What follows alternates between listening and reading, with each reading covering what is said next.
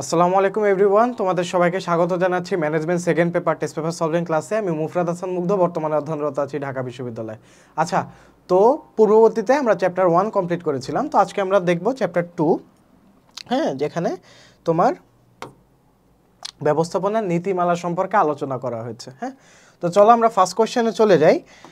তো ফার্স্ট কোয়েশ্চেনটা আসছিল ঢাকা বোর্ড 2022 সালে। তো এখানে ফার্স্টে আমরা কোয়েশ্চেনগুলো দেখে নিব, তারপরে আমরা উদ্দীপকের দিকে দেখব যে উদ্দীপকে কি বলা আছে। তো ফার্স্টে ক নম্বরে বলা আছে যে সাম্যের নীতি বলতে কি বুঝো। খ নম্বরে বলা হয়েছে ব্যবস্থাপনা কিভাবে অর্থনৈতিক সম্পদ।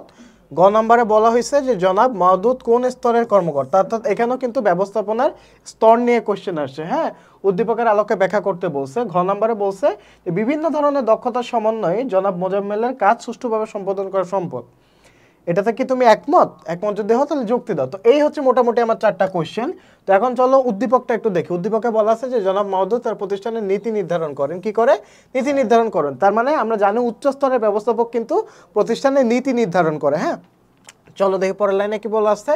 এবং বাইরের প্রতিষ্ঠানগুলোর সাথে সমন্বয় রক্ষা করেন এবং ওই প্রতিষ্ঠানে জনাব মোজাম্মেল কর্মীদের কাজ তদারকি করেন এবং প্রতিষ্ঠানের কর্মীদের উৎপাদিত পণ্যের মান ও পরিমাণের জন্য তিনিই দায়ী থাকেন। হ্যাঁ, আচ্ছা, তো এই ছিল মোটামুটি উদ্দীপক। এখন আমরা অ্যান্সারে চলে যাই। ফার্স্টে বলছে যে তোমার সাম্যের নীতি বলতে মূলত কি বুঝো। হ্যাঁ, তো সাম্যের নীতি বলতে মূলত প্রতিষ্ঠানের সকল যে কর্মী আছে কর্মীর প্রতি সমানভাবে আচরণ করা এবং সকলকে সমান দৃষ্টিতে দেখা, এটাকে আমরা বলে থাকি সাম্যের নীতি। হ্যাঁ, এখন খ নম্বরে দেখি যে অর্থনৈতিক সম্পদ বলতে আমরা মূলত কি বুঝি। তো এখানে দুইটা কি পয়েন্ট মনে রাখবো, যে উৎপাদনের কাজে ব্যবহৃত হবে এবং যার আর্থিক মূল্য থাকবে। তাহলে এখানে দুইটা কি পয়েন্ট আমাকে মনে রাখতে হবে। এক হচ্ছে তোমার উৎপাদনের কাজে ব্যবহৃত হবে এবং যার আর্থিক মূল্য থাকবে, তখন সেটাকে আমরা বলতে পারি কি তোমার অর্থনৈতিক সম্পদ। আচ্ছা, নেক্সট এখন আমরা হচ্ছে ব্যবস্থাপনা বলতে আমরা মূলত কি বুঝি সেই জিনিসটা দেখব। তো ব্যবস্থাপনা হচ্ছে প্রতিষ্ঠানের মানবীয় বস্তুগত উপায় উপকরণের দিকে কাজে লাগে লক্ষ্য অর্জনের একটা প্রচেষ্টা। হ্যাঁ, তো এটা হচ্ছে মূলত ব্যবস্থাপনা। তো ব্যবস্থাপনা বলতে আমরা মূলত বুঝি যে মানবীয় বস্তুগত উপায় উপকরণের দিকে কাজে লাগিয়ে একটা লক্ষ্য অর্জনের প্রচেষ্টা। হ্যাঁ, যেটা আমরা কিছুক্ষণ আগে দেখছিলাম।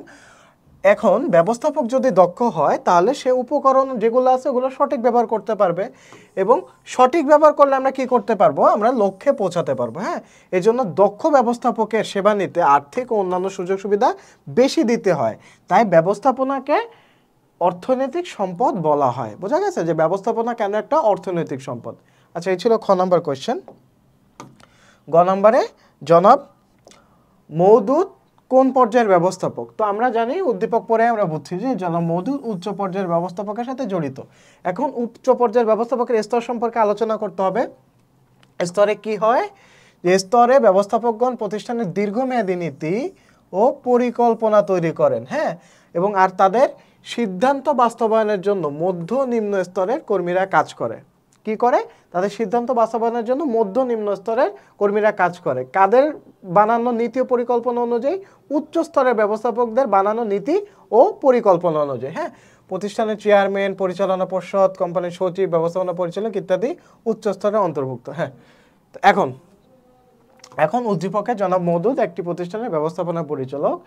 এর মূল লক্ষ্য নীতি ও পরিকল্পনা তিনি প্রণয়ন করেন আর বাইরের প্রতিষ্ঠানের সাথে সমন্বয় রক্ষার কাজও তিনি করেন। হ্যাঁ, তিনি প্রতিষ্ঠানের মূল পরিকল্পনা বাস্তবায়নের জন্য তার অধীনস্থদের নির্দেশ দেন এবং তিনি প্রতিষ্ঠানের প্রধান ও গুরুত্বপূর্ণ সিদ্ধান্তগুলো নেন। হ্যাঁ, তাই তাকে অনেক বেশি চিন্তা ভাবনা করতে হয় এবং এই কাজে তাকে মানসিক শ্রমের সাথে বেশি জড়িত থাকতে হয়।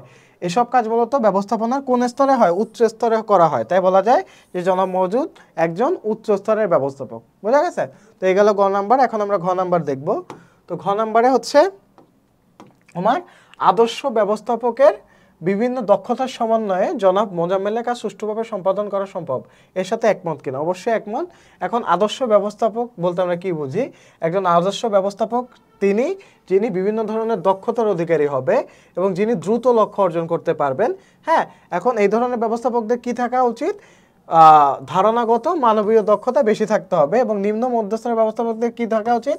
কারিগরি সমস্যা অনুধাবন দক্ষতা থাকতে হবে। হ্যাঁ, এখন উদ্দীপকের সাথে রিলেট করব যে উদ্দীপকের মোজাম্মেল একটা প্রতিষ্ঠানে কর্মরত আছে, তিনি কাজ তদারকি করেন এবং পণ্যের মান ও পরিমাণের জন্য দায়ী থাকেন, অর্থাৎ তিনি শ্রমিক কর্মীদের সাথে সরাসরি সম্পৃক্ত থাকেন এবং তিনি একজন নিম্ন স্তরের ব্যবস্থাপক। তিনি কি একজন নিম্ন স্তরের ব্যবস্থাপক? এখন জনাব মোজাম্মেল কর্মীদের কাজ দেখাশোনা করেন, কোনো কাজ কিভাবে করলে পরিকল্পনা বাস্তবায়ন হবে এই বিষয়ে তিনি শ্রমিক কর্মীদের দিক নির্দেশনা দেন। হ্যাঁ, দিক নির্দেশনা দেন এবং উৎপাদন পদ্ধতি ও যন্ত্রপাতি সম্পর্কেও তার জ্ঞান রাখতে হয়। এতে তার কারিগরি দক্ষতার প্রয়োজন হয় এবং উৎপাদনের কাজে যদি কোনো সমস্যা হয় তাহলে তিনি সাথে সাথে সমাধান পেয়ে যান। হ্যাঁ, এবং সমস্যা অনুধাবনের দক্ষতার মাধ্যমে তিনি দ্রুত যে কোনো পরিস্থিতি মোকাবেলা করতে পারেন। দ্রুত পরিস্থিতি কি করতে পারে? মোকাবেলা করতে পারে। হ্যাঁ, এগুলো আদর্শ ব্যবস্থাপকের দক্ষতা। সুতরাং আমরা বলতে পারি যে আদর্শ ব্যবস্থাপকের বিভিন্ন দক্ষতার সমন্বয়ে জনাব মোজাম্মেল সুষ্ঠুভাবে কাজ সম্পাদন করতে পারেন। তো এই গেল ঘ নাম্বার। তো এখন আমরা নেক্সট কোশ্চেনে যাব। তো প্রশ্ন নাম্বার 2-এ তোমার হচ্ছে ঢাকা বোর্ড 2022 সালে আসছিল এই প্রশ্নটা, যেখানে ক নম্বরে শ্রম ঘূর্ণায়মানতা কি বলতে, মানে শ্রম ঘূর্ণায়মানতা কি এই কোশ্চেনটা এসেছে। খ নম্বরে একজন নেতার যোগাযোগ দক্ষতা থাকতে হয়, কেন থাকতে হয় এই কোশ্চেনটা এসেছে। ক নম্বর অনির্দিষ্ট স্বল্পমেয়াদে কর্মী নিয়োগের ফলে আরএস এন্টারপ্রাইজ ব্যবস্থাপনার কোন নীতি লঙ্ঘন করেছে, অর্থাৎ একটা ব্যবস্থাপনার নীতি দিয়ে আসছে এই কোশ্চেনটা। উদ্দীপকের আলোকে ব্যাখ্যা করতে বলছে এবং ব্যবস্থাপনার নীতিগুলোর যথাযথ অনুসরণের মাধ্যমে কিউএস লাভজনক হয়ে উঠেছে। উদ্দীপকের আলোকে মূল্যায়ন করে, এটা তো বুঝতেছি। অবশ্যই ব্যবস্থাপনার নীতিমালা অনুসরণ করলে একটা প্রতিষ্ঠান লাভজনক হবে। এখন আমরা হচ্ছে উদ্দীপকটা দেখি। উদ্দীপকে বলছে যে এই এন্টারপ্রাইজে অনির্দিষ্ট স্বল্প মেয়াদের ভিত্তিতে কিছু কর্মী নিয়োগ করা হয়। এই কর্মীরা শঙ্কিত, অসন্তুষ্ট। হ্যাঁ, তিনি হচ্ছে আর্থিক লোকসানের বিষয়টি লক্ষ্য করলেন প্রতিষ্ঠানের নতুন একজন নির্বাহী যার নাম একরাম। হ্যাঁ, এখন দেখলেন যে কর্মীরা কাজেও মনোযোগ দিচ্ছে না। অপর দিক থেকে কিউএস নামক একটা কোম্পানি আছে, এই কোম্পানির সব বিভাগের শ্রমিক কর্মীরা বাড়তি সময় কাজ করে যথাযথ পারিশ্রমিক পান, তদুপরি তারা দীর্ঘ সময়ের জন্য নিযুক্ত হন।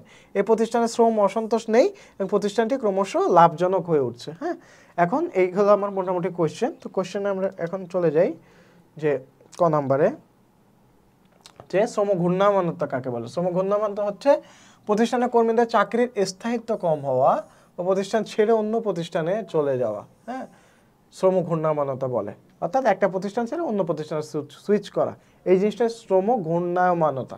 হ্যাঁ, এটা কিন্তু একটা প্রতিষ্ঠানের পক্ষে ক্ষতিকর, কারণ একটা প্রতিষ্ঠানের যে দক্ষ মনোবল বা দক্ষ যে মানব সম্পদ, এটা যদি অন্য প্রতিষ্ঠানে চলে যায় তাহলে কিন্তু একটা প্রতিষ্ঠান ক্ষতির সম্মুখীন পড়ে। আচ্ছা, খ নম্বরে বলছে নেতা বলতে কি বোঝে। আমরা মূলত জানি নেতা হচ্ছে লক্ষ্য অর্জনের উদ্দেশ্যে কর্মীদের প্রভাবিত করতে পারবে। হ্যাঁ, এবং তাদের সর্বোচ্চ সামর্থ্যের ব্যবহার করতে পারবে, এদেরকে আমরা নেতা বলবো। আচ্ছা, এখন নেতৃত্ব নিয়ে আমাদের একটু লিখতে হবে যে নেতৃত্ব লক্ষ্যে নেতাকে কি করতে হয়, অভ্যন্তরীণ না বাহ্যিক বিভিন্ন পক্ষ থাকে, এই পক্ষের সাথে নিয়মিত যোগাযোগ রক্ষা করতে হয় এবং আর কি কি করতে হয়, তথ্য সংগ্রহ ও কাজের মধ্যে সমন্বয় সাধন করতে হয় এবং এসব কাজ সুষ্ঠুভাবে করতে একজন নেতার যোগাযোগ দক্ষতা থাকতে হয়। হ্যাঁ, অর্থাৎ নেতার গুণাবলী এই জায়গায় ব্যাখ্যা করছে। এখানে কি কি থাকতে হবে, তথ্য সংগ্রহ করতে হবে, অভ্যন্তরীণ বাহ্যিক বিভিন্ন পক্ষের সাথে যোগাযোগ রক্ষা করতে হবে এবং যোগাযোগ দক্ষতা থাকতে হবে। দ্যাটস ইট, এটা হচ্ছে নেতার তোমার গুণাবলী। এখন গ নাম্বারে হচ্ছে আরএস এন্টারপ্রাইজে ব্যবস্থাপনা চাকরির স্থায়িত্বের নীতি লঙ্ঘন করেছে। কিভাবে লঙ্ঘন করেছে চলো দেখে আসি। প্রতিষ্ঠানের প্রত্যেক কর্মী নিজেদের কাজের স্থায়িত্বের ব্যাপারে নিশ্চয়তা চায়, তাই চাকরির স্থায়িত্বকরণ নীতি অনুযায়ী কর্মীদের চাকরির নিরাপত্তার বিষয়টি নিশ্চিত করা হয়। এটা তাদের কাজের প্রতি আগ্রহ করে তোলে, অর্থাৎ আমার চাকরিটা যদি সেফ বা সিকিউর থাকে তাহলে কিন্তু আমার কোনো টেনশন কাজ করবে না, আমি প্রতিষ্ঠানে সম্পূর্ণভাবে মনোযোগ দিয়ে কাজ করতে পারবো। হ্যাঁ, তো তখন কিন্তু আমার প্রতিষ্ঠানের প্রোডাক্টিভিটি বাড়বে। এখন উদ্দীপকের আরএস এন্টারপ্রাইজ অনির্দিষ্ট স্বল্পমেয়াদী ভিত্তিতে কিছু কর্মী নিয়োগ করে এবং কর্মীরা সবসময় শঙ্কিত, অসন্তুষ্ট। প্রতিষ্ঠানের নতুন নির্বাহী যোগদানের পর দেখলেন কর্মীরা কাজে মনোযোগ দিচ্ছে না। হ্যাঁ, সাধারণত কর্মীরা কাজে যোগ দিয়ে দীর্ঘদিন সেখানে স্থায়ীভাবে চাকরি করতে চায়। এর নিশ্চয়তা যদি না থাকে তাহলে কর্মীদের কাজের প্রতি যে আগ্রহটা এটা কিন্তু হারায় ফেলে। হ্যাঁ, তো হারায় ফেলার ফলে কিন্তু তারা প্রতিষ্ঠানে দীর্ঘমেয়াদে লাভজনক করতে পারে না বা লাভজনক প্রতিষ্ঠানটা হয় না। হ্যাঁ, তো এটা কি কোন নীতির লঙ্ঘন, এটা হচ্ছে স্থায়িত্বের নীতির লঙ্ঘন। হ্যাঁ, সুতরাং আরএস এন্টারপ্রাইজে চাকরির স্থায়িত্বকরণ নীতি অনুসরণ করা হয় না। এই গেল গ নাম্বার।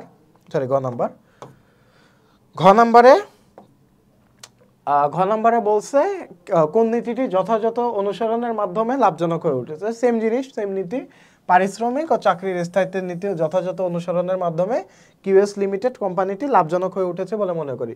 আচ্ছা, এখন পারিশ্রমিকের নীতি বলতে আমরা কি বুঝি? পারিশ্রমিকের নীতিতে কি করা হয়? কর্মীদের সুষ্ঠু ন্যায্য বেতন প্রদান করা হয় এবং চাকরির স্থায়িত্বকরণ নীতি অনুযায়ী কি করা হয়? কর্মীদের চাকরি স্থায়ী করা হয়। এই নীতিগুলো অনুসরণ করলে কর্মীরা সন্তুষ্ট থাকে। হ্যাঁ, এখন উদ্দীপকের কেসে আসি। উদ্দীপকে কিউএস কোম্পানির সব বিভাগের শ্রমিক কর্মীরা বাড়তি সময় কাজ করে পারিশ্রমিক পান এবং তারা দীর্ঘমেয়াদের জন্য নিযুক্ত হন। এর জন্য প্রতিষ্ঠানে কোনো শ্রমিক অসন্তোষ নেই এবং প্রতিষ্ঠানটিতে কর্মীরা কিন্তু যে ন্যায্য বেতন থাকে সেটার পাশাপাশি সময়ের কাজের টাকা পান, ফলে তারা সন্তুষ্ট থাকে। এখানে কোন নীতি অনুসরণ করা হয়? পারিশ্রমিকের নীতি অনুসরণ করা হয়। হ্যাঁ, আবার প্রতিষ্ঠানটিতে কর্মীরা স্থায়ীভাবে চাকরি করেন, এর মাধ্যমে স্থায়িত্বকরণের নীতি অনুসরণ করা হয়। তাই আমরা বলতে পারি এই দুইটা নীতি অনুসরণ করার ফলে প্রতিষ্ঠানটি সফলতা পায়। হ্যাঁ, তো এই গেল ঘ নাম্বার। এখন আমরা 3 নাম্বার কোশ্চেনটা দেখব। আচ্ছা, 3 নম্বর কোশ্চেনটা হচ্ছে ময়মনসিংহ বোর্ড 2022 সালে এসেছিল। তো এখানে 4টা কোশ্চেন আছে। একটা হচ্ছে শৃঙ্খলার নীতি বলতে কি বুঝি? দ্বৈত অধীনতা সংগঠনে পরিহার করতে হয় কেন? উদ্দীপকে কোন বিখ্যাত ব্যবস্থাপনাবিদের কথা বলা হয়েছে?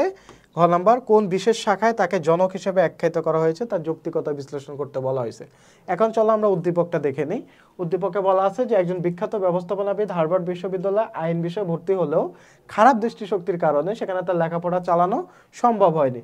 পরবর্তীতে তিনি 1878 সালে একটি স্টিল কোম্পানিতে মেকানিক হিসেবে যোগদান করেন এবং 90 সাল পর্যন্ত কাজ করেন। দীর্ঘ কর্মজীবনে তিনি কিছু সমস্যা চিহ্নিত করেন এবং এসব সমস্যা সমাধানে গবেষণা কর্ম পরিচালনা করেন। ওই বিশেষ শাখায় বিশেষ অবদানের জন্য তিনি শাখাটির জনক হিসেবে আখ্যায়িত করা হয়।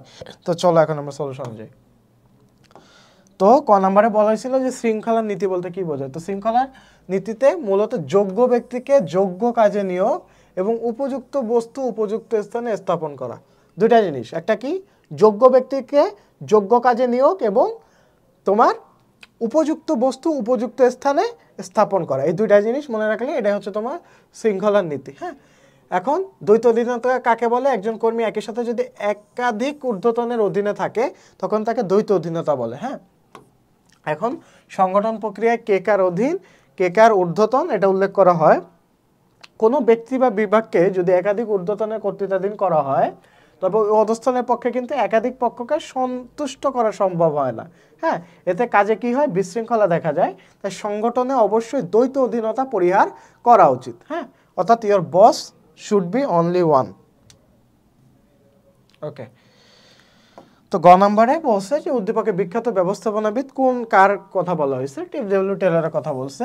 কেন এফ.ডব্লিউ. টেলরের কথা বলছে এখন আসি। এফ.ডব্লিউ. টেলর কি তোমার মার্কিন যুক্তরাষ্ট্রে জন্মগ্রহণ করেন। তার বয়স ছিল 45 বছর।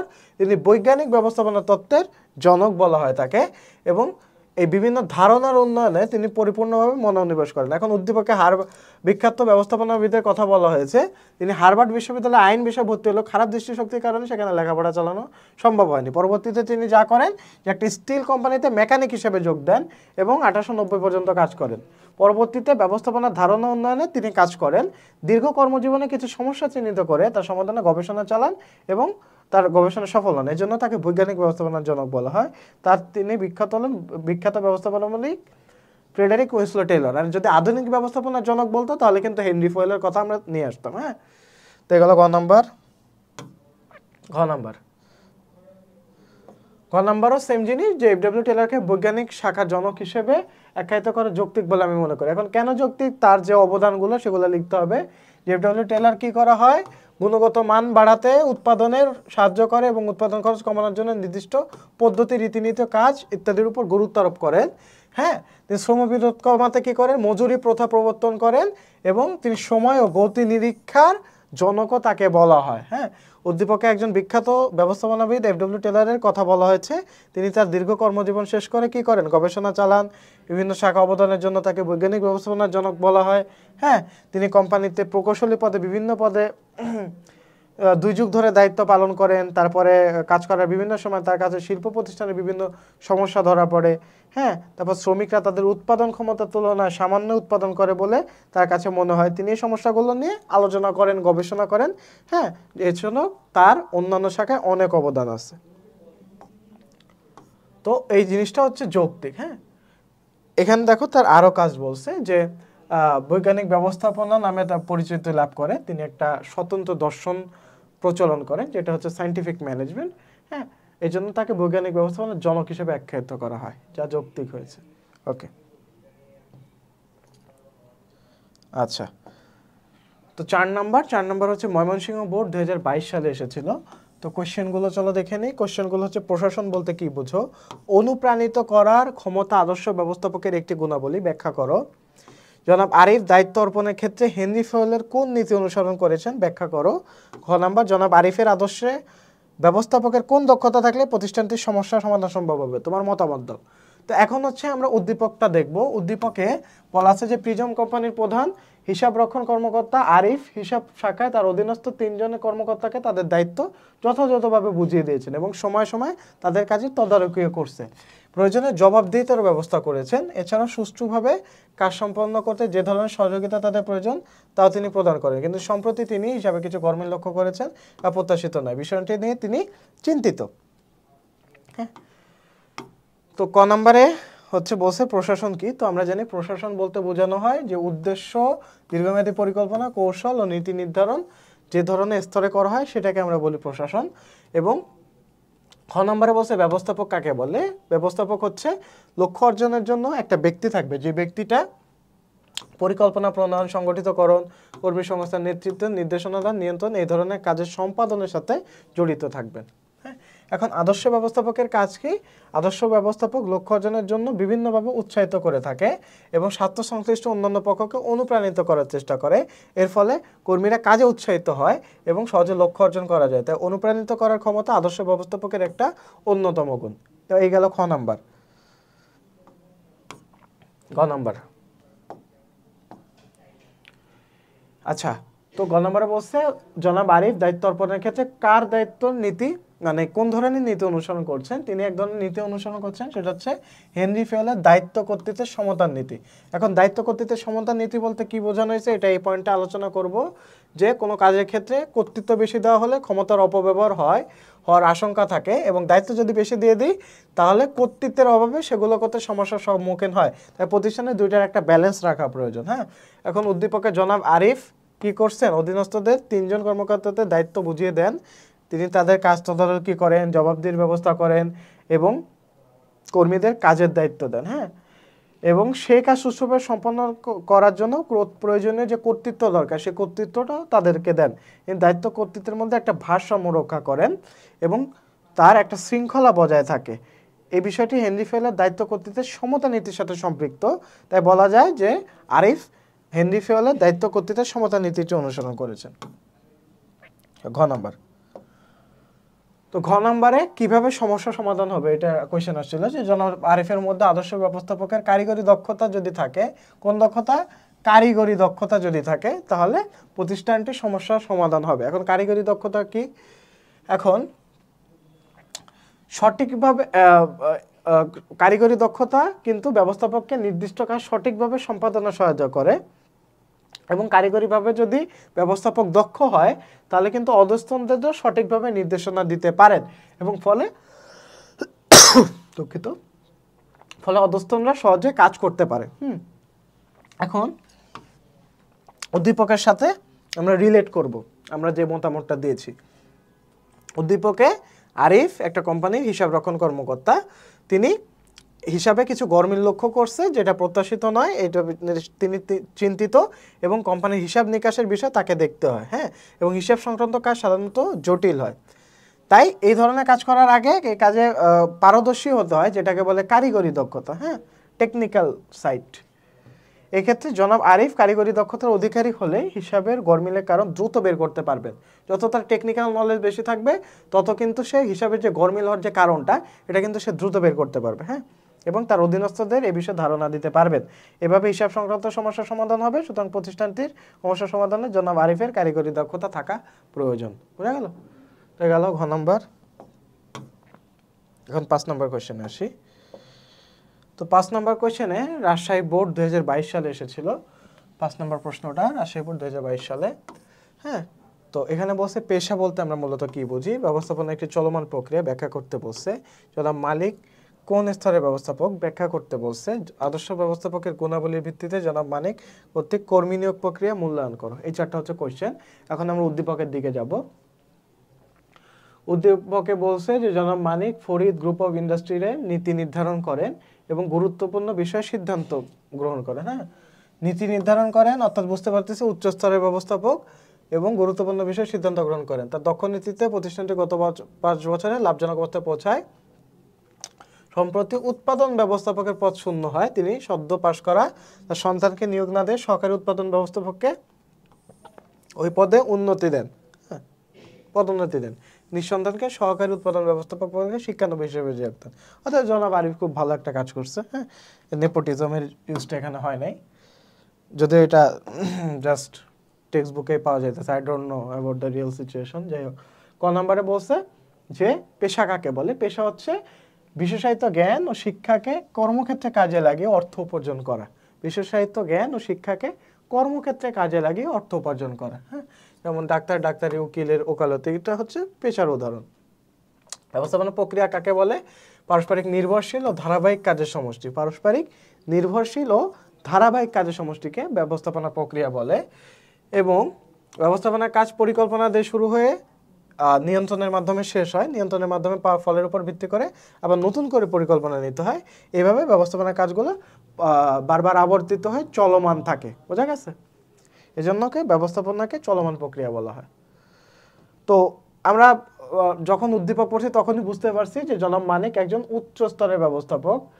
এ স্তরের ব্যবস্থাপকের কি হয়, দীর্ঘমেয়াদী নীতি ও পরিকল্পনা প্রণয়ন করেন। এটা বাস্তবায়নের জন্য মধ্য নিম্ন স্তরের কর্মীরা কাজ করে এবং প্রতিষ্ঠানের এটার উদাহরণ হচ্ছে প্রতিষ্ঠানের ফোরম্যান, চেয়ারম্যান, হ্যাঁ, চেয়ারম্যান, পরিচালনা পর্ষদ, কোম্পানির সচিব, এটাতে হচ্ছে উচ্চ স্তরের ব্যবস্থাপক। এখন জনাব মানিক কেন উচ্চ স্তরের ব্যবস্থাপক? কারণ তিনি প্রতিষ্ঠানে কিছু গুরুত্বপূর্ণ বিষয়ের সিদ্ধান্ত নেন, তিনি মূলনীতি নির্ধারণ করেন এবং এগুলো বাস্তবায়নের জন্য অধীনস্থদের নির্দেশ দেন। এবং তিনি কিন্তু কোনো সিদ্ধান্ত দেওয়ার আগে চিন্তা ভাবনা করে সিদ্ধান্ত দেন, যেটা মানসিক শ্রমের সাথে বেশি জড়িত বা রিলেটেড। তাই মূলত ব্যবস্থাপনার উচ্চ স্তরে জনাব আরিফ আছেন, এটা বলা যায়। হ্যাঁ,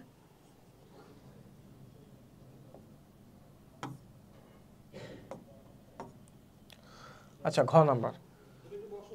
ঘ নম্বরে হচ্ছে আদর্শ ব্যবস্থাপকের গুণাবলীর ভিত্তিতে জনাব মানিক কর্তৃক কর্মী নিয়োগ প্রক্রিয়া যথাযথ হয়েছে বলে আমি মনে করি। আচ্ছা, কেন যথাযথ হয়েছে এখন দেখতে হবে যে আধুনিক প্রতিযোগিতাপূর্ণ ব্যবসায় প্রতিষ্ঠানের উন্নতি কিসের উপর নির্ভর করে? দক্ষ ব্যবস্থাপনার উপর।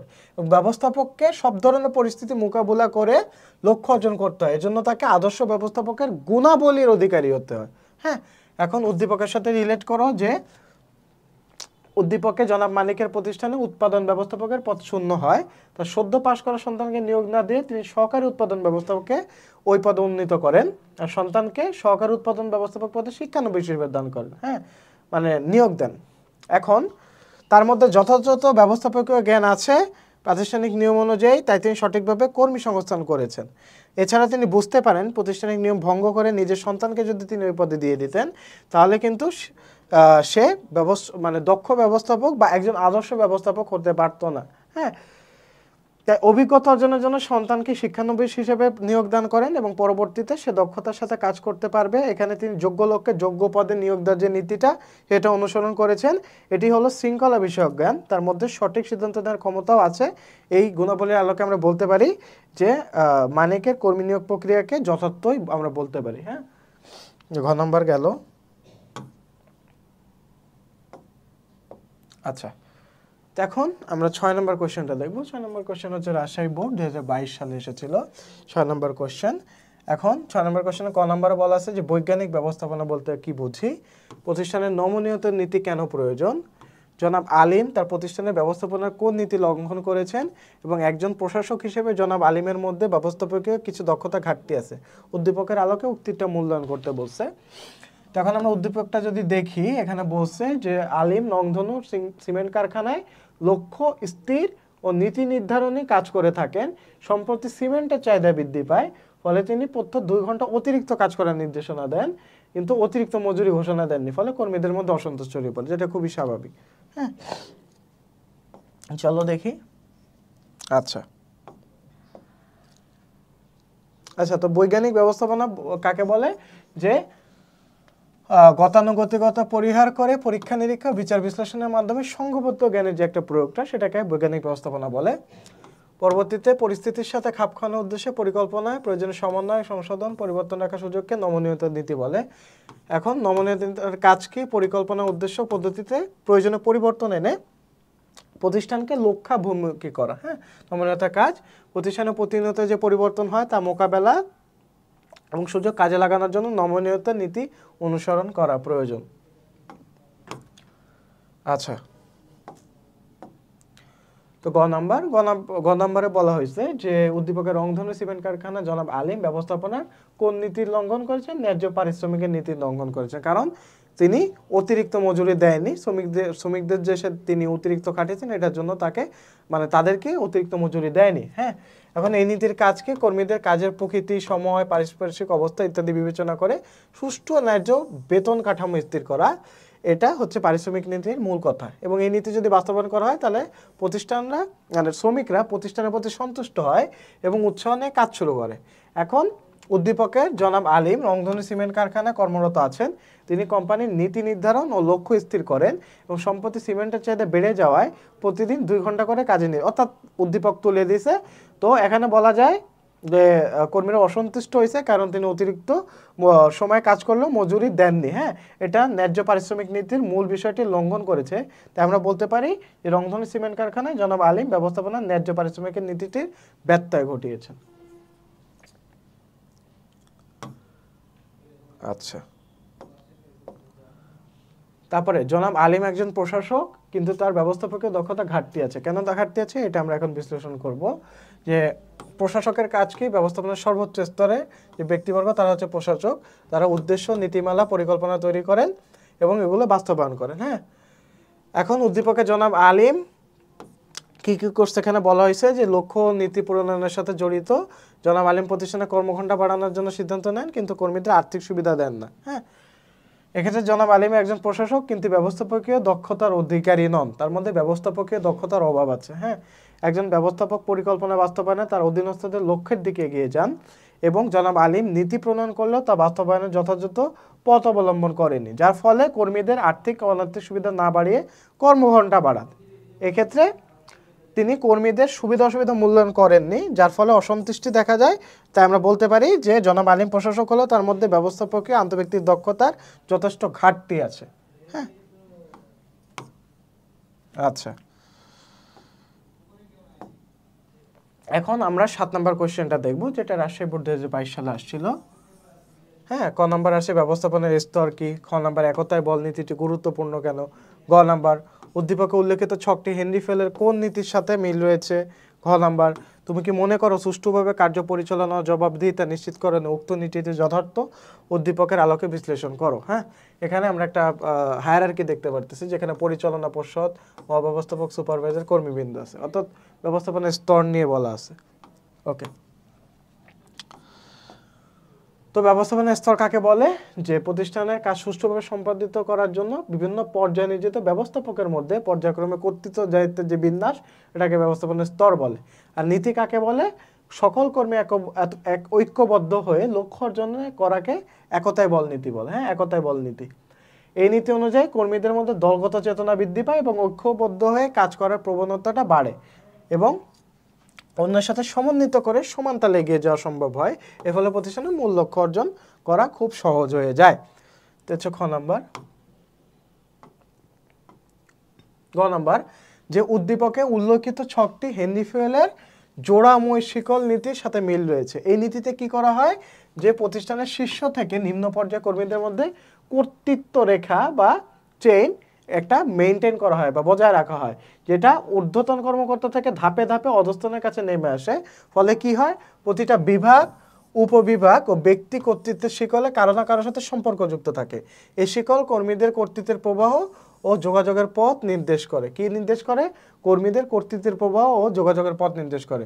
উদ্দীপকের চিত্রে একটা প্রতিষ্ঠানের বিভিন্ন স্তরের অবস্থান ছকের মাধ্যমে দেখানো হয়েছে, যেখানে পরিচালনা পর্ষদ সর্বোচ্চ স্তরের নির্বাহী, মহাব্যবস্থাপক তার অধীনে আছেন আর এদের নিচে অবস্থান করছে সুপারভাইজার এবং কর্মীবৃন্দ। এক্ষেত্রে কি করা হয়? প্রতিটি স্তরে কর্মী কর্তৃত্বের শিকলে একে অপরের সাথে সম্পর্কযুক্ত আছে। এতে উচ্চ স্তর থেকে নির্দেশনা ধাপে ধাপে নিচের দিকে আসে, আর কোনো তথ্য বা সংবাদ পৌঁছাতে নিম্ন স্তর থেকে ধাপে ধাপে তা উচ্চের দিকে চলে যায়। হ্যাঁ, এবং এটা জোড়াময় শিকল নীতির আলোকে করা হয়, এবং এই নীতির মূল বৈশিষ্ট্য এটা যে কর্তৃত্বের স্তর উপর থেকে আস্তে আস্তে নিচে চলে যাবে। হ্যাঁ, ঘ নম্বরে বলা হয়েছে যে সুষ্ঠুভাবে কার্য পরিচালনা জবাবদিহিতা নিশ্চিত করা জোড়াময় শিকল নীতির যথার্থ প্রয়োগ আছে। এই নীতি অনুযায়ী তোমার সর্বোচ্চ স্তর থেকে সর্বনিম্ন স্তরে তোমার কর্তৃত্ব যে রেখাটা সেটা পৌঁছায় এবং প্রতিষ্ঠান একটা চেইন অফ কমান্ড বজায় থাকে। এখন উদ্দীপকে কি করা হয়েছে যে উপরের দিক থেকে শীর্ষ পর্যায়ে কর্মকর্তা, নিচের দিকে প্রথম সারির ব্যবস্থাপক সুপারভাইজার এবং তার সাথে কর্মীরা সম্পৃক্ত আছে। এখানে কর্তৃত্ব শৃঙ্খল দেখানো হয়েছে যা জোড়াময় শিকল নীতিকে প্রকাশ করেছে। কি কোন নীতিকে? জোড়াময় শিকল নীতিকে প্রকাশ করেছে। হ্যাঁ, এখন এই নীতি অনুযায়ী কি করা হয়? প্রতিষ্ঠানের উপর থেকে নিচের স্তর পর্যন্ত প্রতিটা কর্মী বিভাগ ও উপবিভাগকে একই সূত্রে আবদ্ধ করা হয়, যেখানে ধাপে ধাপে অধস্তনদের কাছে নেমে আসে এবং জবাবদিহিতা নিচের স্তর থেকে ধাপে ধাপে উপরের দিকে চলে যায়। হ্যাঁ, এবং কর্তৃত্বের প্রবাহ যোগাযোগের পথ নির্দেশ করে এটা কর্মীদের, এবং কর্মীরা সঠিক নির্দেশনায় দক্ষতার সাথে কাজ করতে পারে। আবার জবাবদিহিতা থাকায় কাজের ভুল হওয়া বা ফাঁকি দেওয়ার আশঙ্কা কমে যায়। এভাবে প্রতিষ্ঠানের কার্য পরিচালনা ও জবাবদিহিতা নিশ্চিত করানো জোড়াময় শিকল একটা গুরুত্বপূর্ণ ভূমিকা পালন করে। আচ্ছা, তো আজকের ক্লাসে এই পর্যন্তই। নেক্সট ক্লাসে আমরা 8 থেকে বাকি কোশ্চেনগুলো সলভ করব। তো ততক্ষণ পর্যন্ত সবাই প্র্যাকটিস করতে থাকো, অ্যান্ড বেস্ট অফ লাক। আসসালামু আলাইকুম।